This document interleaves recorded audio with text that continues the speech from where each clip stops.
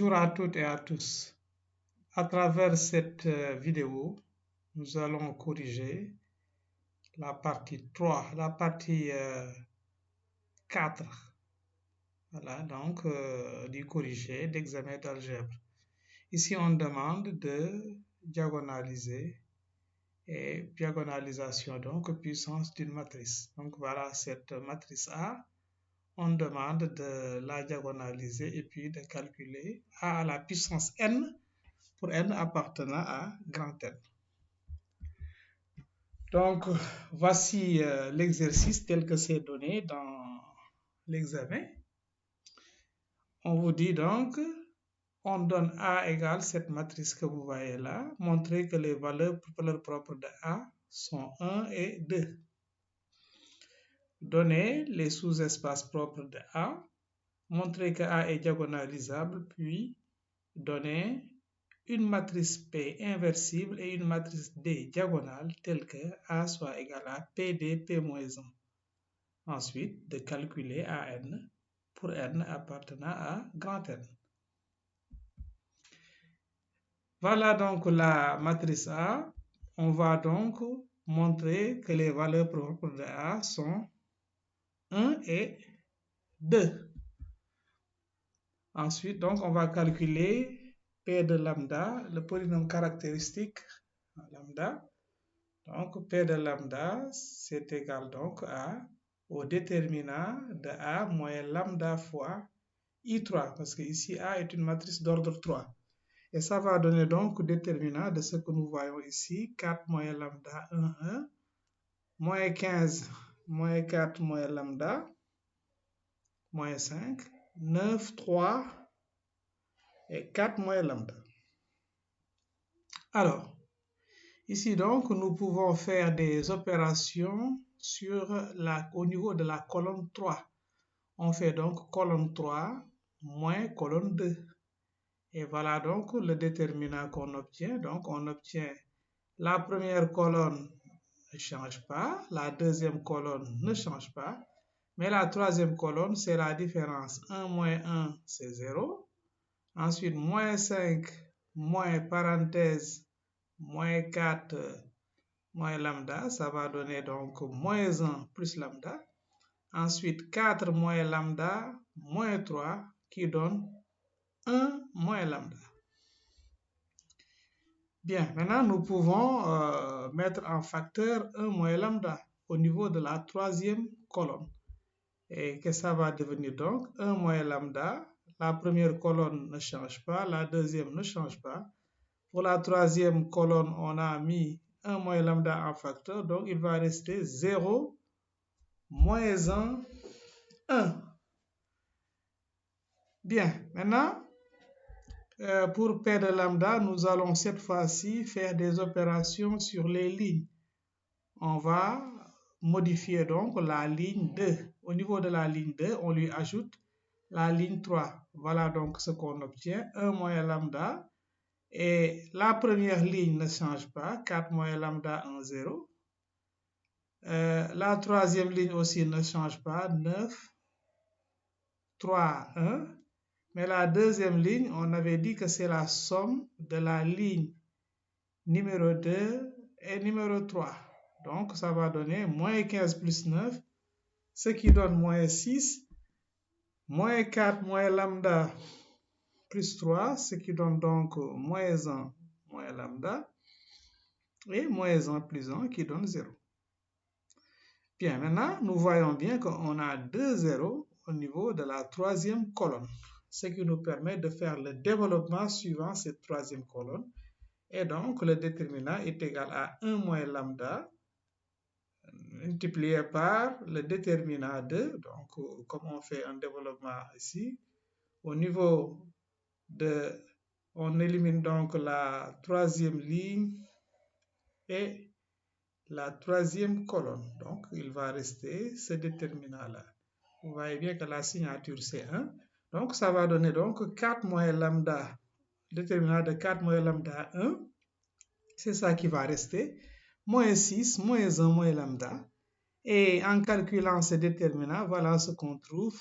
1 moins lambda, Comme facteur de crochet, 4 moins lambda facteur de moins 1 moins lambda plus 6.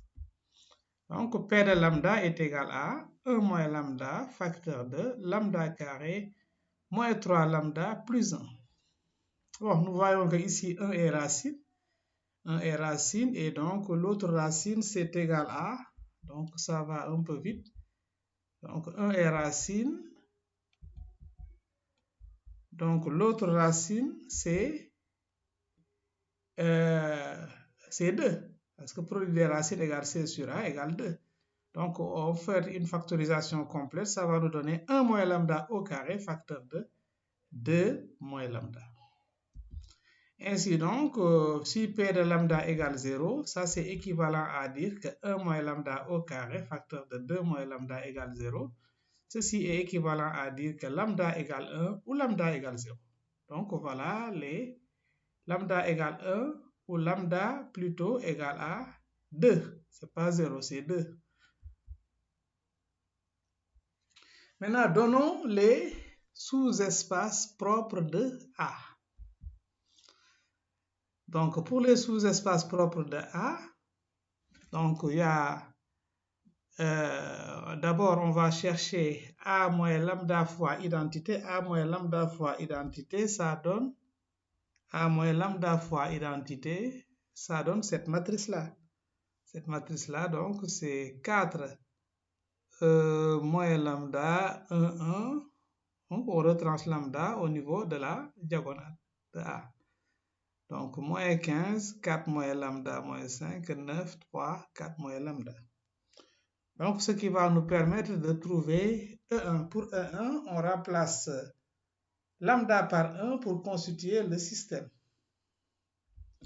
Alors, voici le système en question. Donc, c'est cette matrice-là. Si on retranche pour lambda égale à 1, vous voyez bien que 4 moins 1, ça donne 3. Au niveau de la diagonale, donc, on a 3. Ensuite, moins 4 moins lambda, ça donne donc moins 4 moins 1, c'est moins 5. Ensuite, 4 moins 1 qui donne bien 3. Voilà, donc les autres coefficients ne changent pas. Fois x, y, z égale à 0. On va vérifier que l'ensemble des triplets x, y, z vérifiant ce système-là va constituer donc l'espace, le sous-espace propre E1, c'est-à-dire sous-espace propre associé à la valeur propre 1. Donc ça c'est équivalent à dire, ça donne le système suivant. Ça donne le système suivant.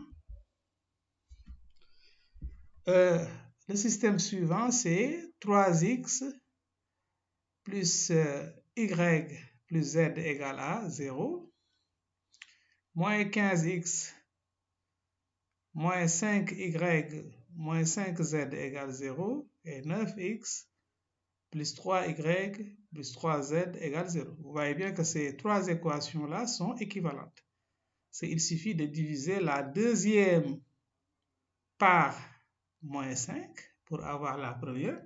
Et la troisième aussi, si on divise par ou bien on multiplie par un tiers, donc on aura la première équation. Donc ça, c'est équivalent à cette équation-là, c'est-à-dire 3x plus y plus z égale 0. Et là, donc, nous pouvons donner E2. E2, donc, c'est x, y. Maintenant, le z, on peut l'exprimer en fonction de x et y d'après l'équation, la dernière équation.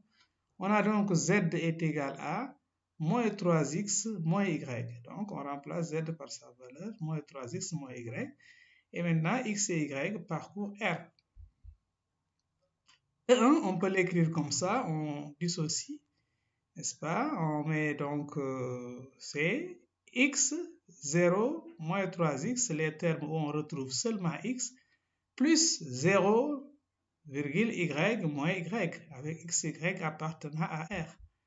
Maintenant, on peut sortir x et y dans chaque parenthèse, donc ce qui nous donne x facteur de 1, 0, moins 3, plus y facteur de 1, qui multiplie donc 1, qui multiplie 0, 1, moins 1, x et y appartenant à R. Maintenant, si nous posons u égale à 1, 0, moins 3, et V est égal à 0, 1, moins 1, on voit que tout élément de E1 s'écrit comme combinaison linéaire de ces deux vecteurs. Et là, ça veut dire donc que E1 est égal à vecteur de UV. Donc voilà donc le premier sous-espace propre. Maintenant pour E2, on va faire la même chose, mais cette fois-ci lambda égale 2. Et ça nous donne le système, n'est-ce pas? Au niveau de A moins lambda I3, on fait lambda égale 2. Vous voyez bien que 4 moins 2, c'est 2 au niveau de la diagonale. Moins 4 moins 2, c'est moins 6. Ensuite, 4 moins 2 est égal à 2. Voilà. Les autres coefficients ne changent pas. Facteur de x, y, z égale à 0, 0, 0. Alors, donc, les triplets x, y, z qui vérifient ce système vont constituer l'espace E2. Donc ça, c'est équivalent à dire que 2x plus y plus z égale 0, moins 15x moins 6y moins 5z égale 0, 9x plus 3y plus 2z égale 0. Là, donc, on exprime z. Z est égal alors à moins 2x moins y. Et on remplace, donc, pour la deuxième équation, là, on a multiplié par moins 1 pour avoir 15x plus 6. 15x plus 6y plus 5z égale à 0. Et 9x plus 3y plus 2z égale 0. On remplace dans les équations 2 et 3, z par sa valeur. Et voilà ce que nous obtenons donc. On a toujours z égale moins 2x moins y. Et là, on a 15x plus 6y plus 5 facteur de moins 2x moins y égale 0. Ensuite, 9x plus 3y plus 2 facteur de moins 2x moins y égale 0. Ça, c'est équivalent à dire que z est égal à moins 2x moins y. Et on a là 5x plus y égale 0 pour la deuxième équation. De même pour la troisième équation. Ces deux équations étant les mêmes, donc ce système-là est équivalent à x, à z plutôt, parce que là, la deuxième équation donne y est égal à moins 5z, ce qui nous permet de moins 5x plutôt, y égale à moins 5x. Et en remplaçant y par sa valeur dans la première équation, nous obtenons z est égal à 3x. Voilà, donc x est égal à 3, z égale 3x, y égale à moins 5z. Donc nous pouvons dire que E2 c'est x, on remplace y par sa valeur, moins 5x, et z par sa valeur 3x. Avec x qui appartient à R. Ainsi donc, E2 égale x que multiplie 1 moins 5, 3, avec x qui parcourt grand R. Donc, c'est formé par les vecteurs collinaires au vecteur 1, moins 5, 3. Par conséquent, E2 est égal à, si nous posons V, U, W plutôt égal à 1, moins 5, 3. Donc, alors, E2 est égal à vecteur de W. Donc, voilà les deux sous-espaces propres trouvés. Maintenant, pour montrer que A est diagonalisable, puis de donner une matrice P inversible et une matrice D diagonale telle que A soit égal à P de P moins 1. Voilà ce que nous faisons. On a E1 qui est égal à vecteur de UV. Là, on l'avait. Mais nous savons que donc dimension de E2 est égale à 2, car les deux vecteurs-là n'étant pas collinaires, donc la famille UV est libre. Ainsi donc, dimension de E1 plus dimension de E2. Dimension de E1, on a vu que c'est 2, et dimension de E2. puisque E2 n'est engendré que par le vecteur, engendré par le vecteur W, un seul vecteur, alors sa dimension c'est 1. Donc 2 plus 1, ça donne bien 3. Donc A est diagonalisable. Voilà, parce que l'ordre de la matrice A est d'ordre 3. Bien, donc pour donner P, la matrice dont on parle, cette matrice donc de passage, de la base canonique à la base de diagonalisation UVW, donc on commence par écrire U en colonne. Donc c'est 1, 0, moins 3. Ensuite V, 0, 1, moins 1. Ensuite W, c'est-à-dire 1, moins 5, 3. Voici donc P. D, c'est la matrice, D est une matrice diagonale. Donc, vous voyez que pour le premier vecteur, c'est associé à la valeur propre 1, et pour le deuxième vecteur aussi, c'est associé à la valeur propre 1. Et pour le troisième vecteur, associé à la valeur propre 2.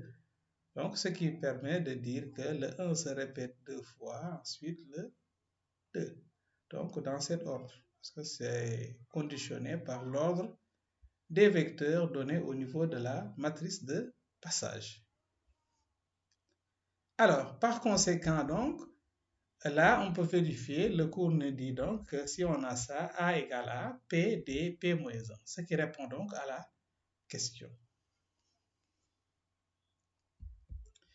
Bien, maintenant, on nous demande de calculer AN pour n appartenant à grand N, comme question 4.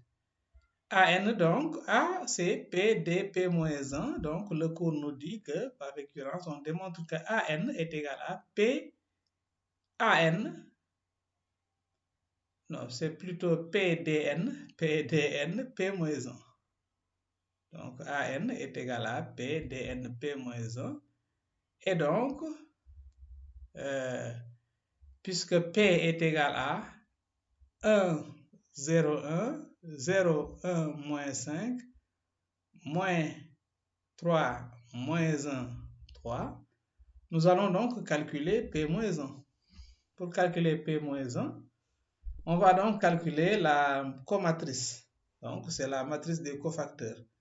Donc, nous allons calculer P11. P11, donc, c'est ainsi donné, c'est ce déterminant-là, n'est-ce pas? Ici, la signature, ça vaut 1. Donc, on élimine la première ligne et la première colonne. Donc, voilà ce qui reste. Et ça, si on calcule, on trouve moins 2. De même, P12, on trouve, là, vous pouvez vérifier comment on calcule les cofacteurs. Là, c'est affecté du signe moins parce que 1 plus 2 est égal à 3. Donc, la signature, c'est moins 1. Ne pas oublier de mettre moins 1 avant de chercher le déterminant de la matrice extraite obtenu en éliminant la première ligne et la deuxième colonne. On obtient alors 15. P13 est égal à, même chose, ça donne donc 3. Ensuite, P21, on calcule, on trouve moins 1. P22, on trouve 6. P23, on trouve 1. Maintenant, P31, on trouve moins 1. P32, on trouve 5. P33, on trouve 1. Ce qui nous permet de constituer la comatrice. La comatrice de P, c'est donc la matrice obtenue ici, c'est-à-dire moins 2, 15, 3, moins 1, 6, 1, moins 1, 5, 1. Maintenant, calculons le déterminant de P. Donc, le déterminant de P, c'est le déterminant de cette matrice que vous voyez là, 1, 0, 1, 0, 1, moins 1, moins 3, moins 1, 3. Donc là, on va mettre le maximum de 0 ici. Ici, donc, qu'est-ce qu'on a fait? On a agi sur la colonne numéro 3 en faisant colonne 3 moins colonne 1. Donc, ça veut dire que donc, la première colonne ne change pas, la deuxième ne change pas, mais pour la troisième colonne, on fait 1 moins 1, c'est 0, moins 5 moins 0, c'est moins 5. Ensuite, 3 moins 3, ça fait donc 6. Bien, on va faire maintenant un développement suivant la première ligne et ça nous donne ce déterminant-là. Donc, on élimine la première ligne et la première colonne. Multiplication par 1, donc c'est 1 et l'élément neutre. Donc, on obtient directement le déterminant de cette matrice extraite-là. 1 moins 5 moins 1, 6. Et en calculant ce déterminant, on trouve 1. Maintenant, pour l'inverse, on connaît la formule. P moins 1, c'est une matrice inversible. P moins 1 est égal à 1 sur déterminant de P transposé de la comatrice de P. Comatrice de P, ce n'est pas comatrice du déterminant de P, mais comatrice de P. Là, ce sont des parenthèses. Voilà, vous nous excusez quelques coquilles. Alors, donc, on a P moins 1 qui est égal à, ici, donc, comme le déterminant de P, c'est 1, il suffit tout simplement de chercher la transposée de la comatrice de P. Donc, P moins 1, les lignes au niveau de la comatrice de P se transforment en colonne. Ainsi, donc, on a moins 2, 15, 3. Donc, la deuxième ligne va se transformer en colonne. Donc, moins 1, 6, 1. La troisième ligne se transforme en colonne. Moins 1, 5, 1. Donc, voici P moins 1. Ainsi donc, nous avons P, nous connaissons P qui est là. Nous connaissons D. Nous connaissons donc Dn. Dn, puisque c'est une matrice diagonale. Voilà, donc ce sont les éléments diagonaux qu'il faudra élever à la puissance n. Mais 1 à la puissance n, c'est 1. 1 à la puissance n, c'est 1. Donc, il n'y a que 2 à la puissance n qui est là. Donc, tout le reste, c'est 0. Maintenant, P moins 1 est égal à cette matrice-là qu'on vient de trouver. Donc, AN égale à P dn. Bon, excusez-moi, là, au lieu de AN, c'est dn égale à A dn, P moins 1. Donc, ce qui nous donne P, on voit ici, dn, on l'avait vu que c'est 1. C'est cette matrice-là où il y a au niveau de la diagonale 1, 1, 2 à la puissance n. Et P moins 1 est là. On fait les calculs. D'abord, on utilise l'associativité. Donc, on fait le produit de dn fois P moins 1 qui nous donne cette matrice-là. Là, c'est le calcul matriciel qu'il faudra faire pour trouver cette matrice que vous voyez là. Et ensuite, on continue le produit en faisant donc le produit de deux matrices. Voilà, on sait comment ça se calcule et on trouve cette matrice-là. Vérifier donc les calculs. Si on sait calculer le produit de deux matrices, c'est facile. Bien. Maintenant donc, qu'est-ce qu'on trouve? On trouve AN finalement égal à cette matrice que vous voyez ici. Maintenant, souvent, il y a beaucoup d'étudiants qui font des erreurs au niveau du calcul de AN. Maintenant, il y a l'astuce, n'est-ce pas, qui pourra rassurer votre résultat, qui ne dit pas que vous avez trouvé, mais qui rassure au moins. C'est-à-dire, on vous avait dit pour tout A appartenant à N. Donc, ça veut dire qu'ici, pour N égale 0, vous devez trouver AN, vous devez trouver la matrice identité. N'est-ce pas? Donc, on va vérifier ça. Si n égale 0, ici, donc, qu'est-ce qu'on obtient? Ici, on va obtenir 2 à la puissance 0, c'est 1. Donc, on a 3. 3 moins 2, c'est 1. Sur la diagonale, c'est 1. Là, c'est bon. On va voir sur l'autre diagonale, 6 moins 5, c'est 1. Ensuite, moins 2 plus 3 aussi, c'est 1. Maintenant, partout ailleurs, on doit trouver 0. Donc, moins 1 plus 1, c'est 0. Voilà, on fait donc n égale 0. Moins 1 plus 2, c'est 0. 5 moins 5, c'est 0. Là aussi, 3 moins 3, c'est 0. 9 moins 9, c'est 0. Donc, pour A0, A à la puissance 0, donc, ça donne bien l'identité. Maintenant, A à la puissance 1 doit donner la matrice A. Maintenant, pour la matrice A, tout à fait au début, elle est là. Donc, vérifions pour n égale à 1. Pour n égale 1, nous avons ici 2. 2 fois 3, 6. 6 moins 2, c'est bien 4. Et là, on a moins 1 plus donc 2. Moins 1 plus 2, c'est 1. Moins 1 plus 2, c'est 1. Là, on a donc 15. 15 moins 30. 15 moins 30, donc c'est bien moins 15. Là, on a donc 6 moins 10. 6 moins 10, c'est moins 4.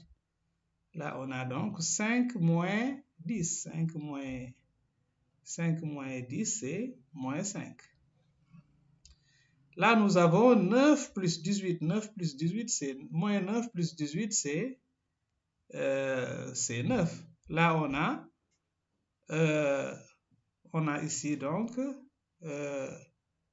vous voyez bien que c'est n égale 3. Donc, on a moins 3 plus 6, ça donne 3. Et là, nous avons moins 2 plus 6, moins 2 plus 6, moins 2 plus 6, ça donne bien 4. Voilà, ça donne, on retrouve donc pour A1, on retrouve notre matrice A qui est là. Voilà donc pour cette question. Merci de l'avoir suivi. Et à la prochaine pour une autre vidéo, Inch'Allah.